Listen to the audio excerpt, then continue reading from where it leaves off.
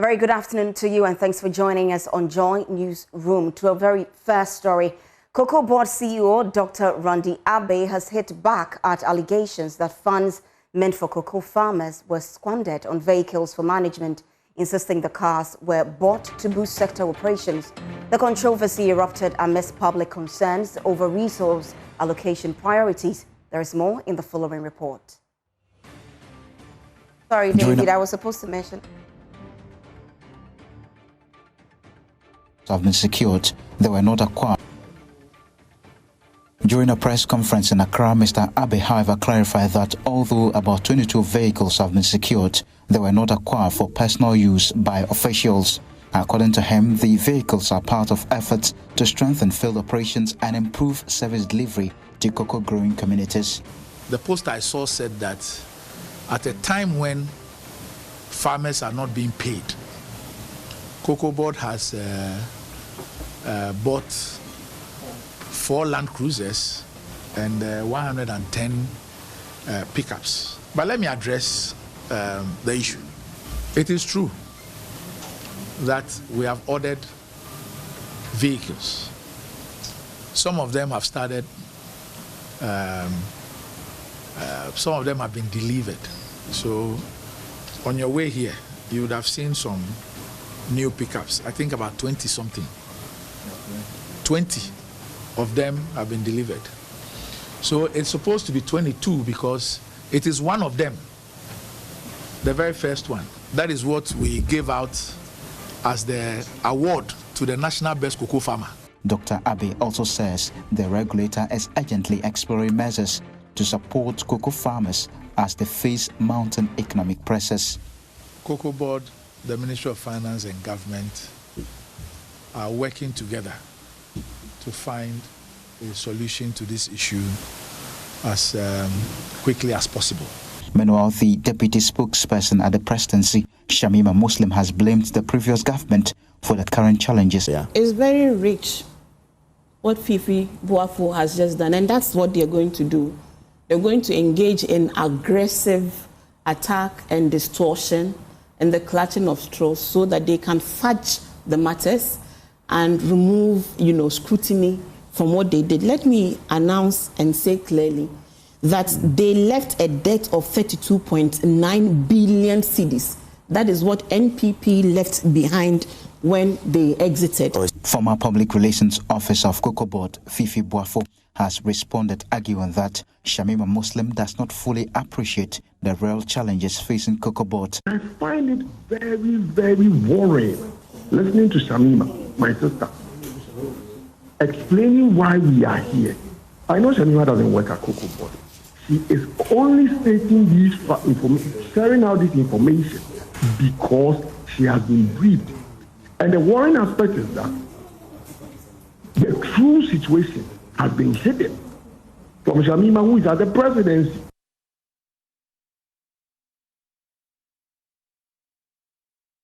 Now, data scientists and policy analysts is, however, calling for the scrapping of Cocoa Board, describing the institution as one that has outlived its importance. Speaking on Beyond the Numbers on Joy News, Alfred Appiah argued for a system that allows traders to interact directly with buyers instead of going through the state agency.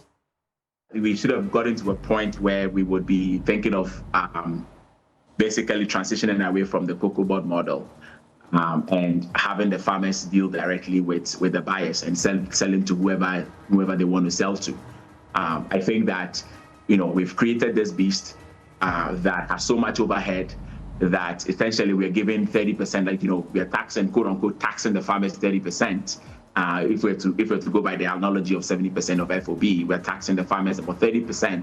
But I don't know to what extent the services that these farmers are getting is commensurate with how much they are paying. And so I think, to me, Cocoa Board, and I think of course it's going to take a radical leader to want to get rid of Cocoa Board, right? But I think personally, I feel like Cocoa Board has outlived its importance.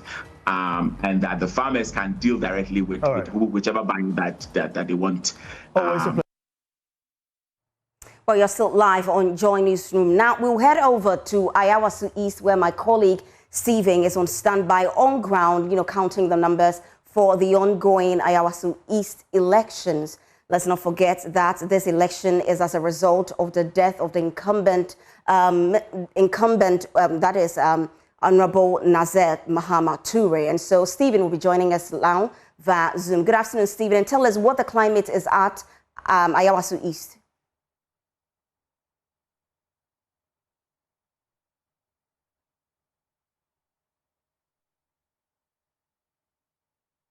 Hello, Stephen, can you hear me?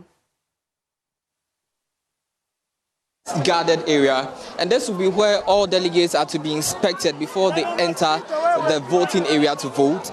And we know and understand that a total of over 125 police officers are currently on site over here at the Nima Basic School for the NDC primaries. I'm here with one of the aspirants for this election, and he is standing in. He's in the name of Najib Mohammed Sani. You're welcome to JoyNews. I want to start with what your expectations will be for this election. Okay, my expectation is peaceful election, and I'm number 5 on the ballot paper. I expect my dear delegates, as I appeal to them for the past weeks, to vote for me and vote for me massively. There's a poll from Musa Dankwa, the Global Info Analytics, which says that it's placing Hajia Amina Adam way ahead of all the other 3 candidates. What do you say to that also? Yes, that's true. But if you look at what's the name, the undecided are 37%. So the undecided will take a decision today, and we'll see the outcome. You are confident of winning today? Yes, please. Yeah. What's your overall assessment of how the electoral process is going? We understand that there have been pockets of disturbances here and there. What do you make of it? Yeah, early in the morning we heard something like that, but the police are in control, as you can all see. Police is in control, and also so far so good. We have a peaceful by-election. My last question to you will be about, there have been allegations of vote buying. We've heard from some of your aspirants who say that yesterday also there were these hints or pockets of vote buying in different camps. What do you say to that also? Okay, myself, I've not witnessed anything, so I can't say much on it, but I'm appealing to the delegates coming out to come and vote for number 5, Najib Mohammed Sani, because vote for Najib is vote for commitment, vote for Najib is vote for reset, vote for Najib is vote for unity, vote for Najib because I care for my people. I am not partaking in this. Myself, I'm not partaking. So I'm appealing to the delegates to vote for number 5 for betterment of Ayawaso East constituency. So that was Najib Mohammed, and he is one of the aspirants for the Ayawaso East primaries, the NDC primaries. I'd want to pick your thoughts of more of the NDC. There are some of the big whips of the NDC who are here currently at the Ayawaso East for this NDC primaries. Welcome to JoyNews, sir. Thank you. Thank you. You've been here for quite some time. I want to pick your assessment of the NDC, the primaries you are engaging in currently. What do you make of it though? Okay, actually, as I came around, I realized everything is going fine, smoothly. And you can see from the other candidates, people, they are jubilating. Some are jubilating, some are having a chit-chat with people. So we are not checking. But you can see it's a cool and a nice contest that is going on. We've noticed that there's heavy security here. Why the need for this, given that it's just an internal primaries? Yes, you can see it's just an internal primaries, but you know, with this particular election, it's something else, because we have Baba Jama, we have the lady, we have the Azindo and the rest. So you should know all of them are area people. So the area people are going to charge behind them, and they are not going to leave any stone unturned. So that is why we are seeing heavy security to take in charge of the election, so that nothing will happen. My last question to you will be about, Azindo has indicated that yesterday, for instance, there were vote buying incidents in different parts of this constituency. Some of the candidates are also indicating that, yes, they gave some television sets to some of the delegates, but it's not a matter of vote buying. What do you make of all these instances? You see, normally in elections, everybody wants to give something to the delegates in election. I have gone to elections several times, and you can't leave a delegate to just come and go. Maybe you'll take this for TNT, take this for transport, take this for this, you see. So if somebody is giving out a TV, and you don't have any evidence to show that it's vote buying or something, you can't say it anywhere. If I'm giving you maybe 1,000 cedis, take it for TNT. Maybe you are somewhere, I called you to come and vote for me. I have to give you some transport to go back. So if somebody is giving something, it's not vote buying, because the people know who they are going to vote for. You can't tell them to vote for you whilst they don't like you. Who they like is the person they are going to vote for today. But then all these instances are not, they are not allowed, if I may say, given that it's an electoral process and you have to give the electorates that freedom to decide. That's what I'm saying. It's just a TNT, not something you are giving it to somebody.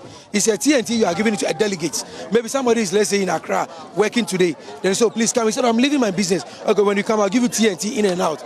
That is nothing. That is not vote buying. But if somebody has camped them in a room and said, I have 300, 400 delegates in a room, I'm giving them 3,000 or 2,000, 500 for them to go and vote for them. That's where the vote buying starts. But nobody has camped. And I know with this constituency, Ayawaso, you can't camp anybody. They will go out there and do what they deserve to do better. Right. Thank you so much, sir. You are welcome. So I'd want to pick the thoughts of more of the delegates and individuals here. Over here, you would see that there are different camps. The Baba Jamal's camp is over here. We also know of Amina Adams' camp, which is way ahead in front of us. Earlier in the morning, there was breakfast served to most of the delegates, and this was by, I believe, the Baba Jamal camp, if I may say. I'd want to pick the thoughts of some of the delegates who are here on what they make of the electoral process. Chief, good afternoon. Welcome to join you. I see. All right. Thank you so much. So currently, the voting is ongoing. Delegates are being screened before they enter the voting area, before they vote. I'd want to pick your thoughts of one of the delegates. Good afternoon. Welcome to JoyNews. I see that you're holding Baba Jamal's picture or his poster. Why?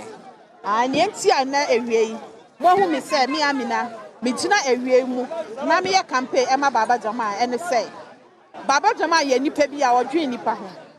Baba Jamal ye nipa bi a oka oyo. Esan say ne ekoso Ayawaso ha ye hu bi da. Baba Jamal ba Ayawaso ha say mu. Wa bema NDC aya kono. Baba Jamal ama emma yesu ye kasa ye de yensa esi yebo. Esan say Baba Jamal aboa ye no onye MP. Enso wa ma ye low. Yentua interest bia ye adwuma no free yetua o se monsan bechi bi nka ho Baba Jamal adwen ye ho adwen ye ma ho adwen ye daache ho esanse enitim ye pese de Baba Jamal eba Ayawaso ha sei esanse obeba be boa kro no o hwe ye no okoye mpo ene ye safre no se womra esanse de na ye hwehwe wa Ayawaso aye hu ye so ye hu ye Baba Jamal ba ye no wa be ye bi ma ye hu eni ti na wie yi ye ti na wie mu se ye pese obe ye MP esanse no onya MP mpo no ye nti ye pese obe ye MP no onya no pre eni ti ye ka say o ye oba de aye na un support o yonko ba ani enti a me support oba no eni say ni ku e na e be gina e betina akonwa no so oni ni ku na enam so many years no ni ku antumi amwa ye ni ku no antumi amwa ye eni nti e na nne me support Baba Jamal efi say so obibi ya nkata ma na ni ku no e wo so no nkoma ni ku ye enye na sabi ni ku afrim nyame ma ne baby pa enda enye na ni ku afrim no e na oba beji akonwa ye ye de ne ye kan say ontena dem no nya kuna e fa ma ni ku no na ni ku no baby oda no na onya aljanna ma onko. So that was one of the delegates who says that she's clearly supporting Baba Jamal, and this is the reason. Her husband has already, that is Amina Adam, has already been in a position of power. Her husband has already been in a position of power, and she's supporting Baba Jamal because he has already proven that he can develop the community. Basically, that's what she's saying. So this is the camp of Amina Adam, and what you can see is the provision of food for all the delegates over here. I want to get closer and pick the thoughts of some of the people here. But then they are sharing, I believe, as papaya to all the delegates. And this is the camp of Amina Adam. Earlier, they were pretty jubilant, dancing and supporting and chanting her name all throughout. I'd want to get closer and speak to more people on what they make of the electoral process so far. Ate, good afternoon. Pato son here. Me pa. Me wo say wejina ewie nwache. Mejire ewian because of Adia Oba Tampa. Oba papa bi. Oba onim ekom ni yam ekom. Yet be sign a tida. Adia no power friend obeba. Ewia obeba. Owen mobro. Just a one kakura onim dia how. And then me mayari Adia ni nukunu omo na mo hwe me. Ase me ni ebusua. Eti de me kan se Nyankopon onto super engu Adia so. No man ndi nkunim on atamfo so. Me e frɛ me atamfo nyanyame. Do nyame ehia no yembondia. Adia nyame ehia no. Etu ye de nkura enya de beye. Ese omo ye nkrofa omo bu anyanka. Omo hu ahia fo omobo. Omo kununum ewu. Bebre mi nka. Eti de be kan se ye bo Nyankopon pa se Ebebo 5 no na bibia nyame ayama. Minim say inshallah nyame waye wie. So that was one of the delegates who is showing her support and her weight behind Hajia Amina Adam, and she says that she is a mother herself and she would want to support her because anytime she would call on Hajia Amina Adam, she's ready to come to her aid. We would know that earlier today, the mayor of Accra was here and he has been inspecting the electoral process and he has been giving his assessment of the electoral process. And he says that he's confident that the election will go on successfully and there will be peace, as has been the case all throughout. Also, would want to pick the thoughts of more people, but then we know that Baba Jama has been here to cast his vote.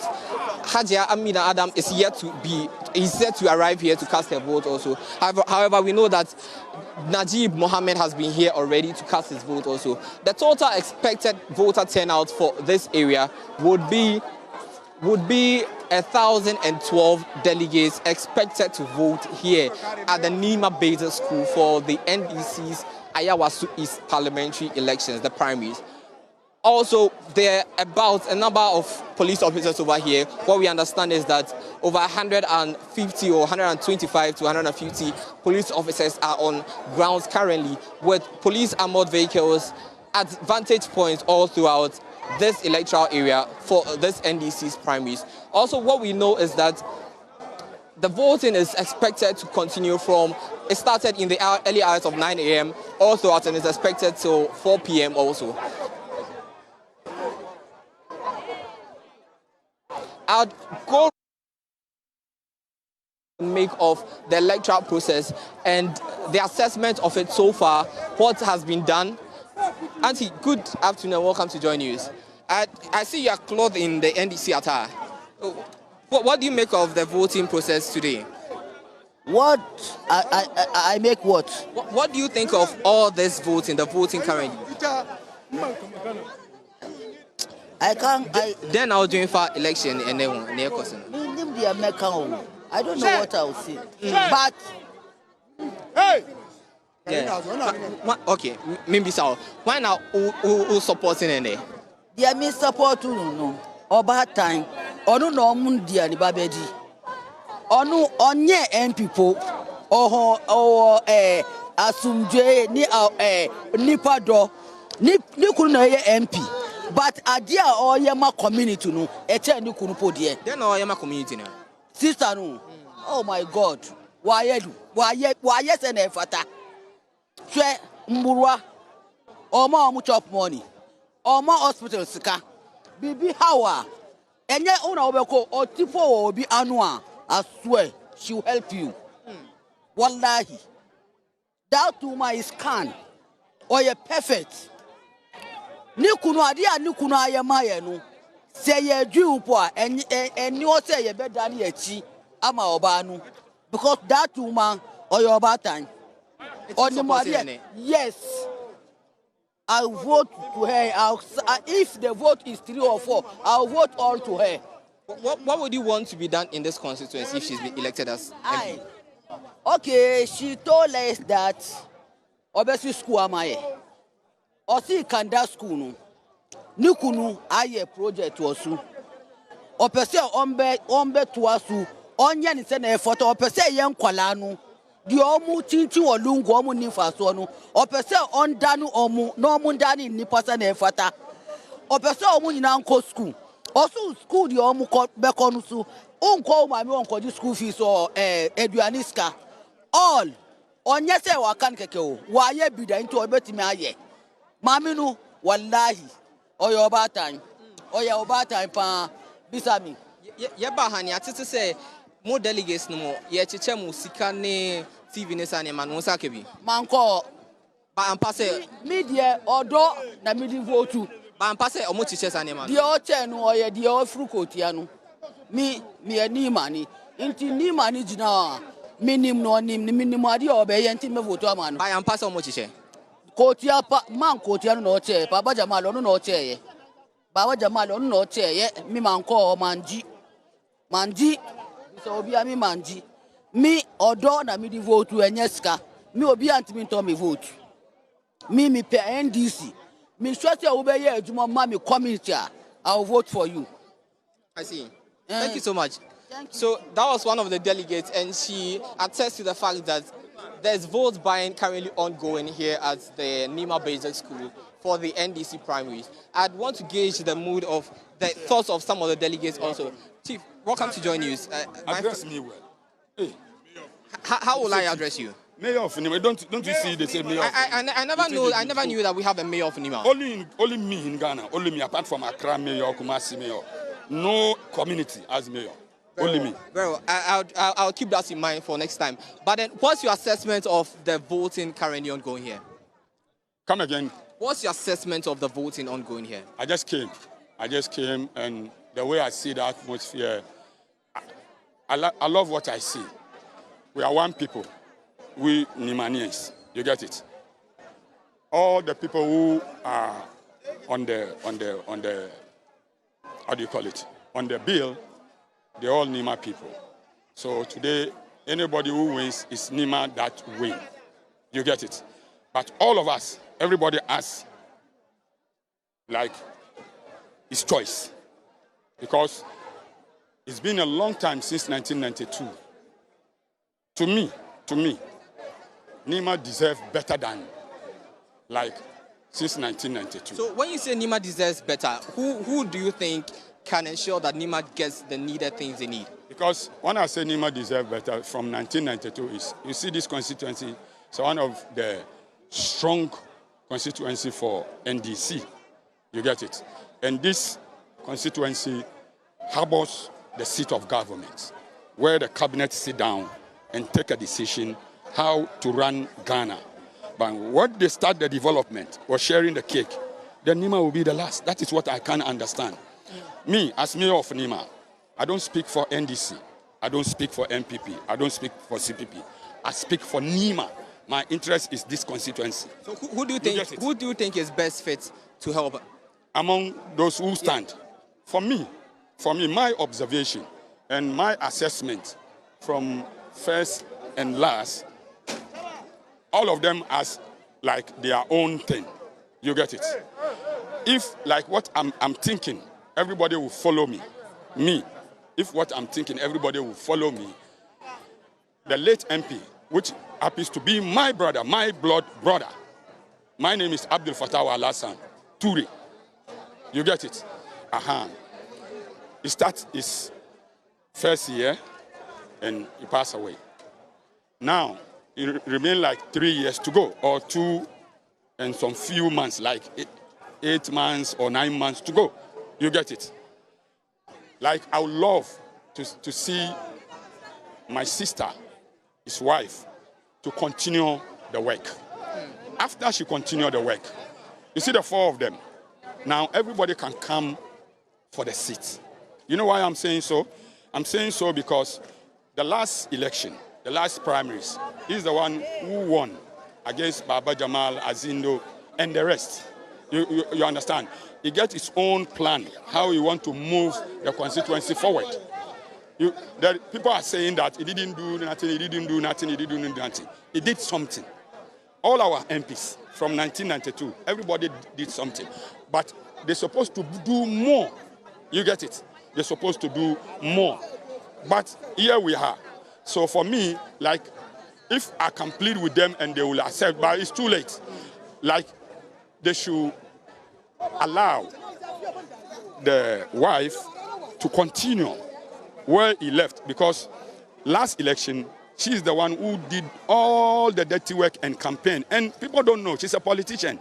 She's in this, but people don't know. I see. You get it? Okay. All right. Thank you so much. Yeah. So that was the brother of the late MP Toure. And that was the brother of the late MP. And over here at the Nima Basic School, this is where the elections for the NDC primaries is happening. What we can see all around will be the sale of paraphernalia. Also, we would see that there are a number of bigwigs from the regional office, the NDC regional office, over here present for this parliamentary elections. We've been speaking to some of the aspirants, and they indicate that the vote buying is happening. For some of them, they understand that the vote buying is happening, but they will not ascribe to it. The delegates we've been speaking to have been telling us that they would want the best for this community, for Nima and the Ayawaso East constituency. For now, this is what we can report, and we'll be giving you the updates as per what will be happening here at Nima in the Ayawaso East by-elections for the NDC.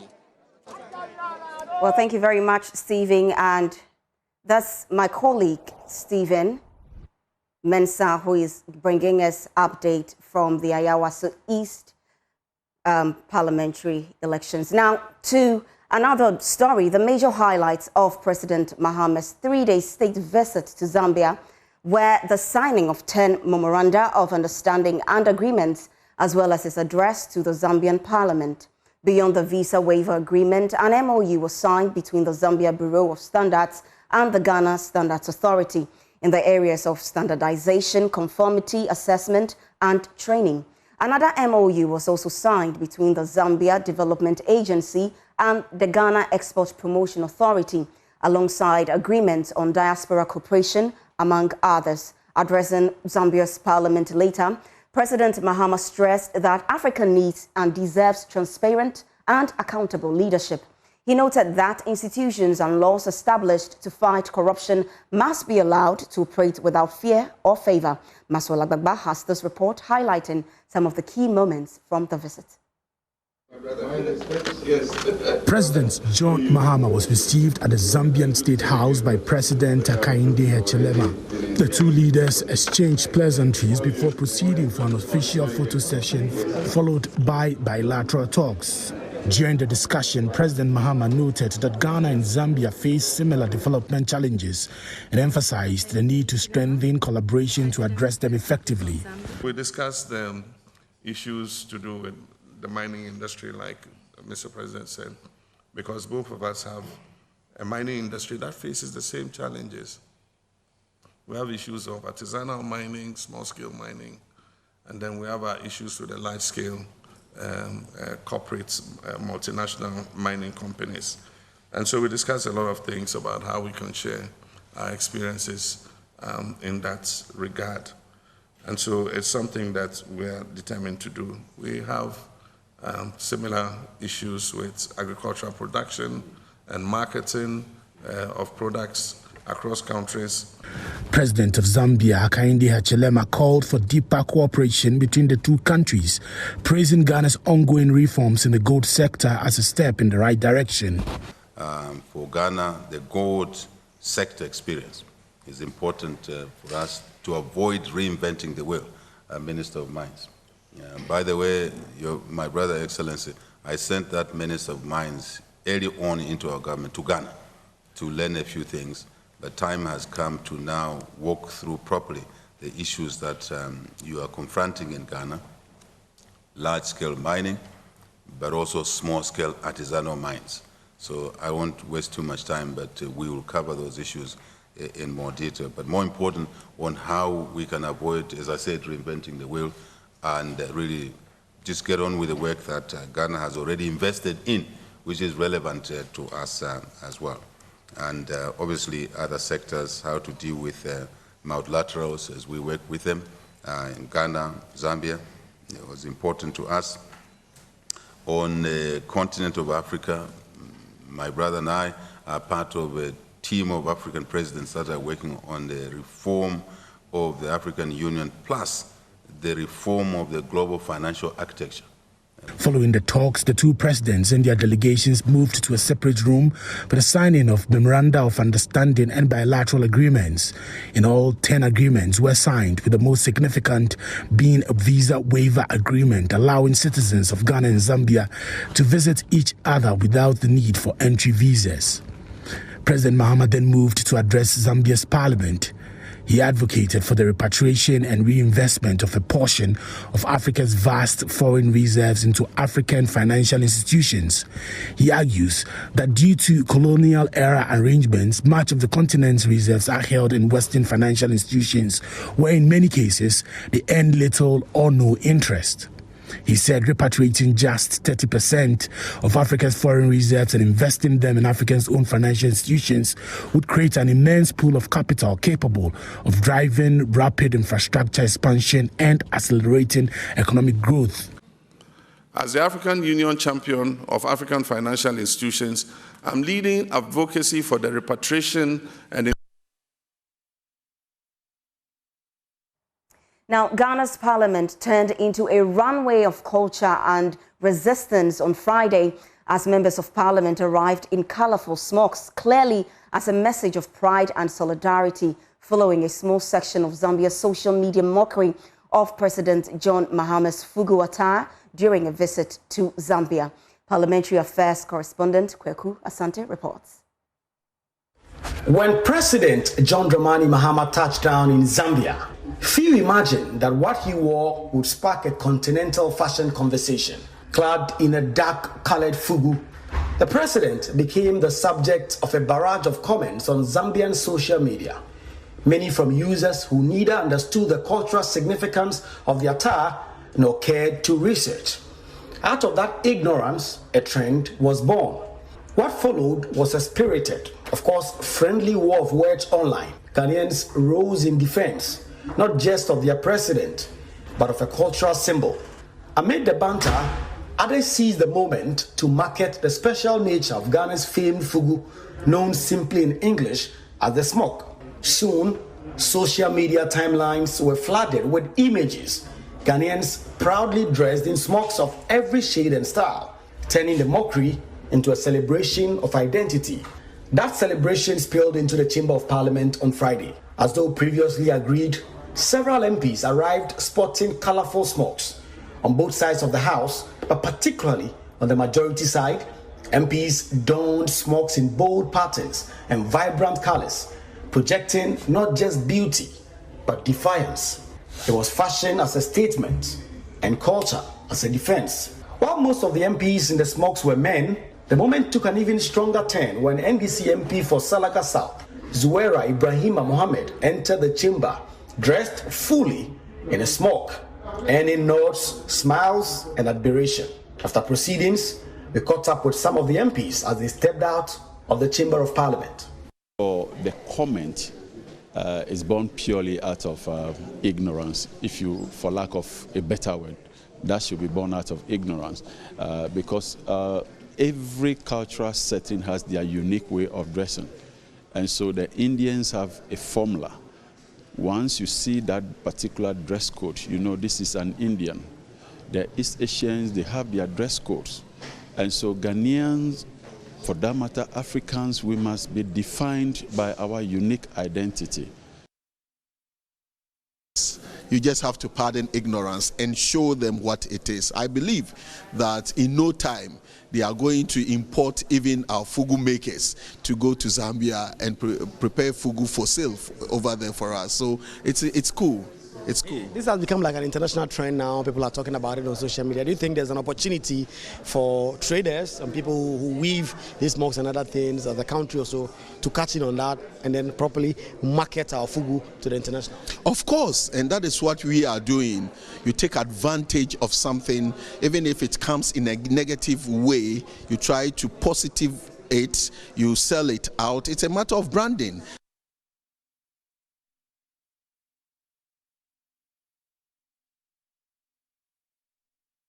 Well, I think I'm inspired by His Excellency the President's dressing when he went to Zambia, and the obvious misunderstanding of his appearance and the misconception that some Zambians had about the wearing of Fugu.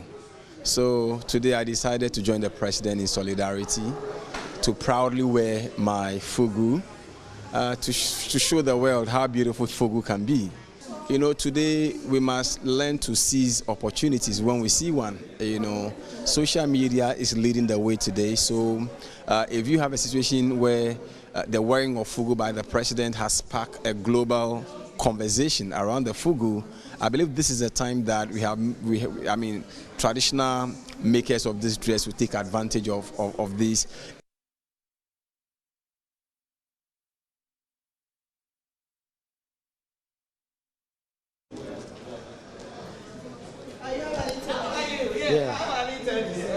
I insist that no one can sell you better than yourself.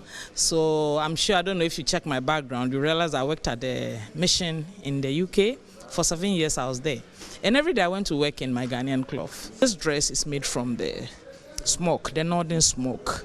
And it can be made in different formats. A lot of the time we wear it in slit and kaba. We can wear it as a cloth around. Some of our traditional areas in the north, they wear the cloth and tie it around and drape one on their necks. You see our men wear it in the smoke. The smoke comes in very beautiful colors, very beautiful motifs, and people should feel happy to wear it. So once the Zambian thing happened, I thought that, and remember, I'm also a student of communication.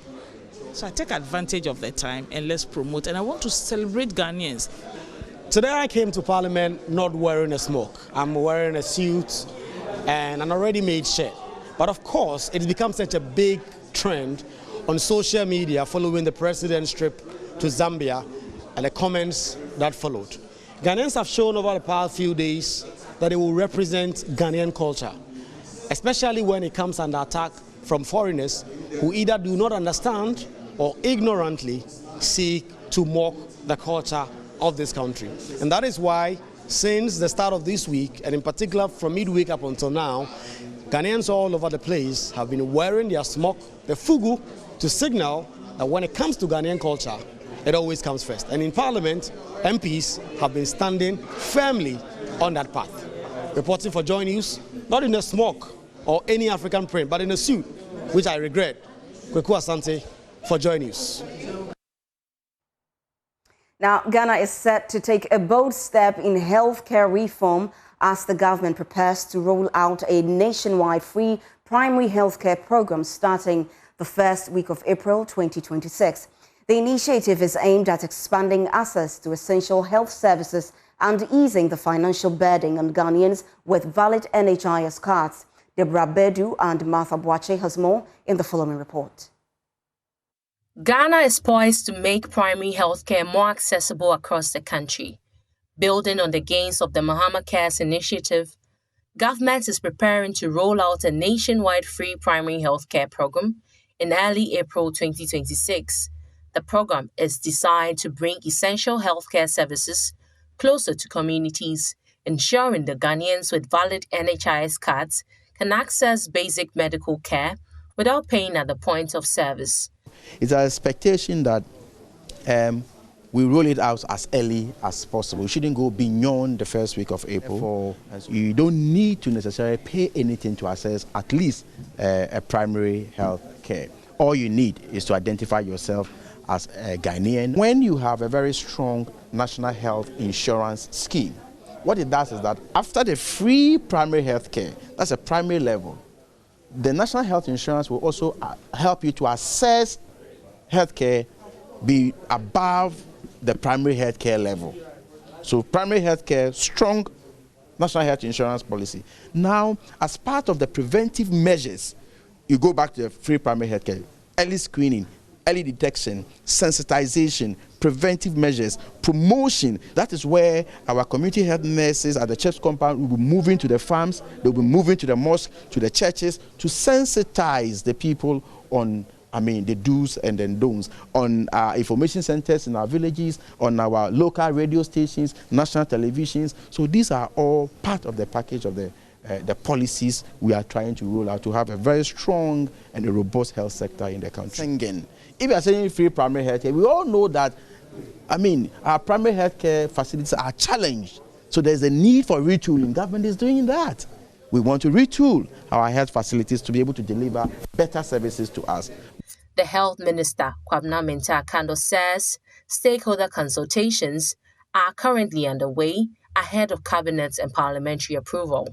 He explains that the program will be supported by the construction of additional CHIPS compounds, enhanced public education in local languages, and the deployment of digital health systems, including artificial intelligence, to improve service delivery. Now the policy framework is ready, and once the policy framework is ready, in order to take everybody along, we are doing series of stakeholders consultations so that everybody will be taken along. And so we've met a number of stakeholders. We are going further. We are going to engage Parliament even before we start rolling out. What you may not know is the fact that to roll onto the National Health Insurance Scheme is by compulsion, it's compulsory, by law. Everybody is supposed to enroll onto the National Health Insurance Scheme. That is the law, that's the position of the law. With the free primary healthcare program set to take off in April, authorities say Ghanaians can expect improved access to essential health services and a reduction in out-of-pocket healthcare costs, an important milestone in the country's push towards universal health coverage. Martha Boache and Deborah Beidus reports. Read to you. Now, away from that, reducing import dependence and safeguarding public health are driving Ghana's push for local medicine production. The Ministry of Health is rolling out policies to boost local farmer, create jobs and cut reliance on imports. There is more in the following report. From pharmacies to homes, Ghana's pharmaceutical industry is on the rise, with locally made medicines driving health and economic growth. At NS Chemist's 40th anniversary, officials highlighted the government's push to prioritize local production, create jobs, and cut import reliance. Here's the Director of Technical Coordination at the Ministry of Health, Hafiz Adam Taha. The government of His Excellency John Dramani Mahama recognizes the significant potentials of enterprises such as NS Chemist. Therefore, it is developing meticulously, considering policies aimed at fostering the growth and advancement of the industry for a collective benefit for all stakeholders involved. As a government, we remain highly committed to supporting local pharmaceutical manufacturing like NS Chemist to produce not only for local market, but for export to both reduce the country's reliance on imported medicine and boost foreign exchange flow into the country's economy. And they add that as well as providing jobs for Ghanaians. CEO Adjoa Achema Sampong showcased NS Chemist's journey from a single outlet to a nationwide network, announcing plans for Ghana's first state-of-the-art GMP facility to boost local production and healthcare delivery. The NS Chemist brand, which enjoys strong recognition today, began its journey in 1986 as a single retail outlet. Through dedication, resilience, and unwavering commitment to excellence, the company has grown into an organization with 50 wholesale and retail outlets and counting, as well as manufacturing warehouse facilities across the country. We also do have a representation in some African countries. We will also commission our state-of-the-art GMP factory, the first of its kind in Ghana.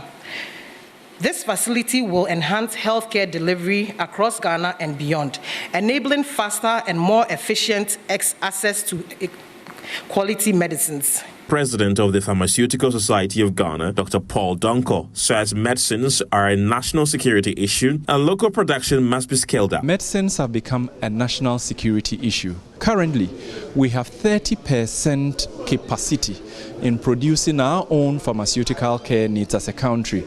We must improve and go beyond that. And so let's continue to encourage ourselves to invest heavily in the pharmaceutical care conversations of the country. And when we do this, we would have safeguarded our security. NS Chemist marks 40 years of service to Ghana, celebrating 4 decades of growth, innovation, and commitment to improving healthcare across the country. For JoyNews, Evelyn Amper's report. Right to you.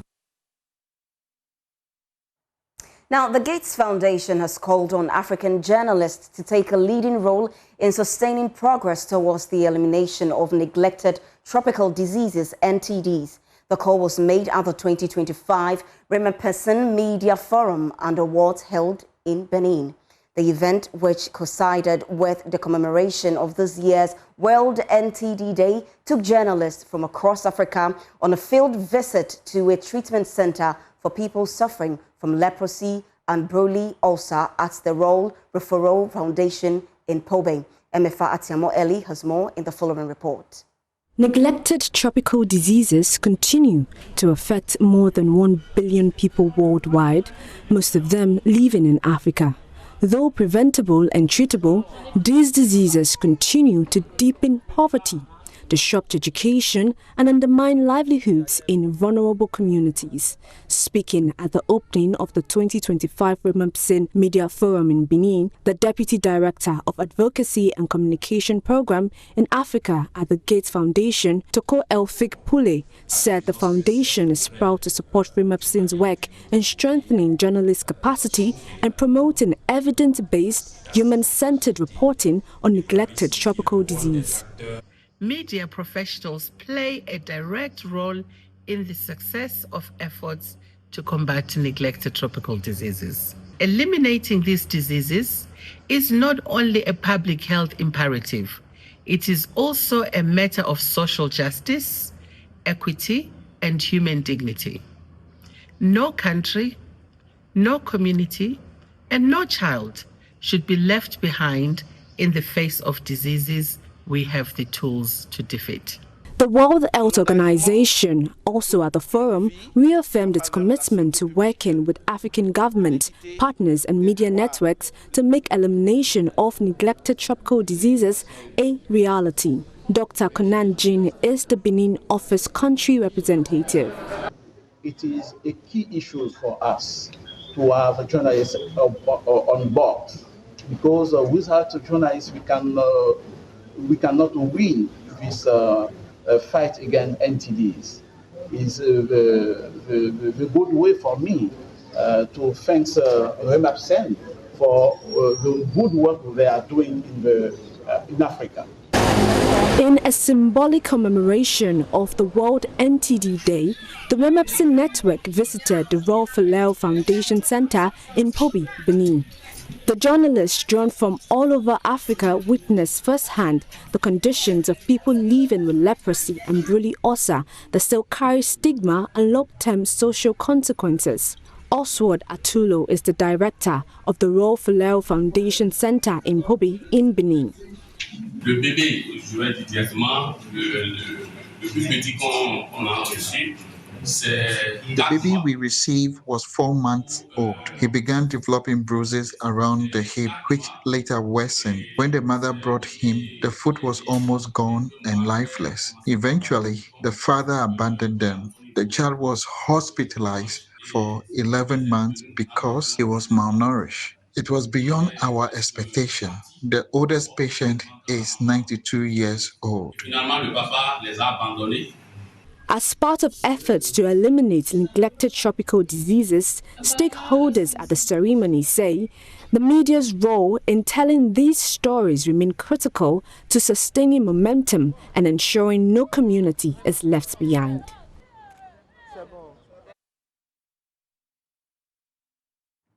Now, once upon a time, the people of Nantes Zongo near Kintampo waited for the rains, and they always came. The fields were green. The farmers smiled, but now the rains no longer come when they should. The land is dry, the crops are dying, and young people are leaving home to survive.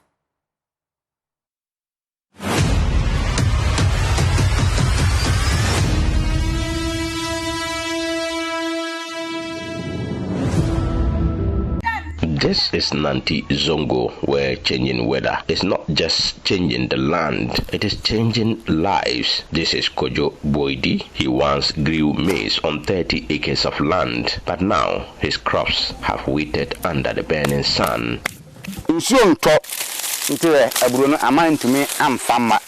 The lack of rainfall has resulted in the maize failing to grow due to the excessive heat, rendering all our efforts futile. He says he loses over 60,000 cedis every season. That is enough money to build a small house, but all he has now is dry land.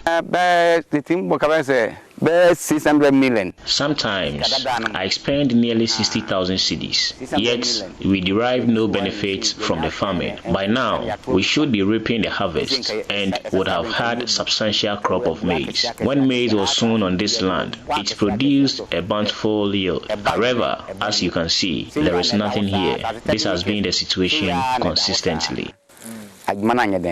Aisha Al-Hassan also gave up farming after losing her crops again and again. Due to the bad weather, our okra did not yield. The sun damaged the plants, resulting in losses. Scientists say what is happening in Nantizongo is part of a bigger problem called global warming. When people burn petrol, diesel or coal, they release gases that trap heat around the earth. These gases are called greenhouse gases. That trapped heat makes the planet hotter. The rains don't come like before. Rivers dry up, and farmers like Kojo and Aisha suffer the most. I have been farming in this community for about 17 years. I used to harvest around 10 bags, but now the land is no longer fertile. The rains have become unstable and you are lucky to get even 4 bags. Last year and this year, we couldn't harvest anything. If you invest your money in farming now, it's unlikely to yield any returns. The United Nations says Africa contributes less than 4% of global emissions, yet faces the worst climate impacts, drought, floods, and food shortages. Ghana's own climate plan under the Paris Agreement, known as its Nationally Determined Contributions, NDCs, commits to supporting farmers with drought-resistant crops, better irrigation, and early warning systems. But in places like Nantizongo, these plans have not yet reached the ground. Just see what has yielded. When you peel it, you won't see any grains. Because of the impacts of the changing weather patterns, many young people from Nantizongo are leaving. Experts call them climate migrants, not that they are running away from war, but from hunger. In Kumasi, many now work as pragya riders. They say it is hard, but better than watching their crops die. Nanji Ibrahim is one of them. We are farming with my brothers. Before we are farming like 10 to 13 acres with hoe, but after the end of the season we get more yield. You get maybe at time 13 trips of tractors. But now later you farm and suffer, you do everything, but at the end of the year you will not even get a full tractor, full trip. So with these things was hard for us. So we have to leave the place. And there was no raining like before. Before you know the time it will rain, that you prepare for your farming season. But later it wasn't like that. So all of us have to leave the place. So if you go back to Zongo, it's like there wasn't anybody there. Experts warn that without help, more people will abandon their homes. By 2050, over 80 million people in Africa could move because of droughts and floods. Dr. Stephen Yabua is a senior research scientist at the CSIR Crops Research Institute. First, you talk about crop failures, you talk about livestock losses, you talk about loss of income and then loss of livelihood, because their farms have become very vulnerable. It's causing a lot of youth migration, what I term as climate-induced migration. You have a lot of youth moving away from the rural communities where agriculture is the most dominant activity, and they're migrating to the urban cities to find jobs. So there is a lot of youth migration. Those who decide to stay live in abject poverty because they have a longer period within the year where they don't undertake any economic activity. He says there are solutions. Traditionally, we do demonstration as a way of scaling, but that hasn't helped. The one-off demonstration hasn't helped. So now we will advocate for something like a business delivery model, a model where you create market. There is a market pool in the system. For example, you develop a model to deliver the climate smart innovation, which includes something like mechanization service providers, and then which also includes something like input or other service providers, your credit vouchers. You develop a business around the climate smart agriculture intervention that you want to deploy, so that it becomes very encouraging and very interesting to the youth. Another thing we can talk about is to create opportunities for the youth in the deployment of the climate smart agriculture intervention, and that we can also do that through public-private partnership. Public-private partnership is very important in creating a very good enabling environment for us to create a business around the climate smart agriculture intervention, so that it will attract the youth into it. So government provides the enabling environment, the private sector comes in, there is insurance, there is market access, there are digital platforms. This can be taken up by the private sector. When there is insurance, there is digital platform, there is access to credit, all led by the private sector. It will reduce the risk. Elders like Abubakar Idi and Kadir have farmed in Nanti Zongo for more than 40 years, but their children have all left for the cities. I have 7 children who have departed for urban areas in search of employment opportunities. My friend has 6 children who have also relocated from the community. It is just us and the children who are unable to even run errands for us.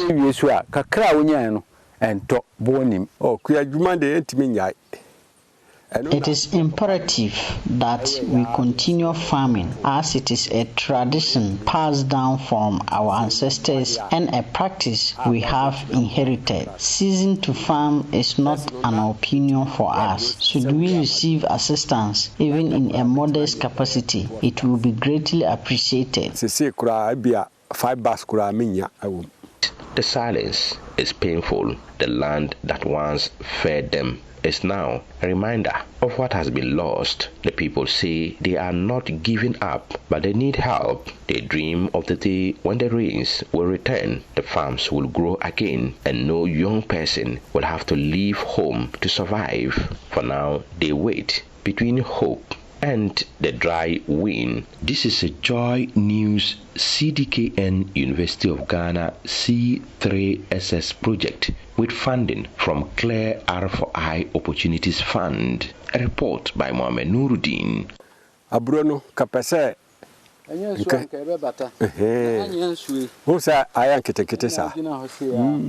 This story is brought to you by Joy News in partnership with CDKN Ghana, University of Ghana Center for Climate Change and Sustainability Studies, with funding from Clear R4I Opportunities Fund. And that's it for this afternoon's bulletin. Thanks for joining us.